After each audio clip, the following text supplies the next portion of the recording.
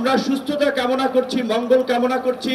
যারা আজকে আহত হয়ে পঙ্গু হয়ে এখনো শারীরিক কষ্টের সাথে দিন যাপন করছেন, এই সরকারের প্রতি আজকের এই দিনে আমাদের প্রত্যাশা থাকবে যে এই গণতান্ত্রিক আকাঙ্ক্ষার জায়গা থেকে এই মানুষগুলো জীবন দিয়েছে, প্রাণ দিয়েছে, একটা অবাধ সুষ্ঠু নিরপেক্ষ নির্বাচনের মাধ্যমে জনপ্রতিনিধিদের কাছে ক্ষমতা হস্তান্তর করে জনগণের গণতান্ত্রিক বাংলাদেশ বিনির্মাণে তারা কাজ করে যাবে। আজকের রাষ্ট্র সংস্কার সকল রাজনৈতিক দল, নাগরিক সমাজ, সুশীল সমাজ সবাই বলছে এই রাষ্ট্র সংস্কারের জন্য কিন্তু আমরা গত 1 বছর আগে 42টি রাজনৈতিক দল একমত হয়ে রাষ্ট্র সংস্কারের রূপরেখা হিসেবে আমরা 31 দফা কর্মসূচি দিয়েছি। 31 দফার পাশাপাশি আরো যদি সময়ের প্রয়োজনে যদি নতুন কোনো দাবি কিংবা দফা ইনক্লুড করার প্রয়োজন হয়, সেটার আলোকে আগামীর বাংলাদেশ সংস্কার করে আমরা জন আকাঙ্ক্ষার বাংলাদেশ বিনির্মাণ করব।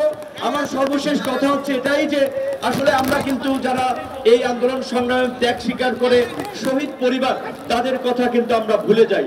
আজকের এই শহীদদের কথা যদি আমরা ভুলে যাই, আবার কিন্তু আমরা একটা ইতিহাসে আমরা কাঠ গড়ায় দাঁড়াবো, আমরা একটা সংকটে পড়বো। তাই আমার বিনীত অনুরোধ থাকবে সকল রাজনৈতিক দলের প্রতি, বিশেষ করে সরকারের পক্ষ থেকে জুলাই ফাউন্ডেশন করা হয়েছে, পাশাপাশি রাজনৈতিক দলেরও যে দায়বদ্ধতা রয়েছে, প্রতিটি আহত নিহত নেতাকর্মী শুধুমাত্র জুলাই অগস্টে না, গত 1.5 দশকের আন্দোলন সংগ্রামে যারা প্রাণ দিয়েছে, ত্যাগ স্বীকার করেছে, আহত হয়েছে, তাদের প্রত্যেককে যথাযথ ক্ষতিপূরণ এবং খোঁজ খবর আমাদেরকে রাখতে হবে। যেহেতু বৈরী আবহাওয়া, আমি আমার বক্তব্য সংক্ষেপ করছি। আল্লাহ হাফেজ।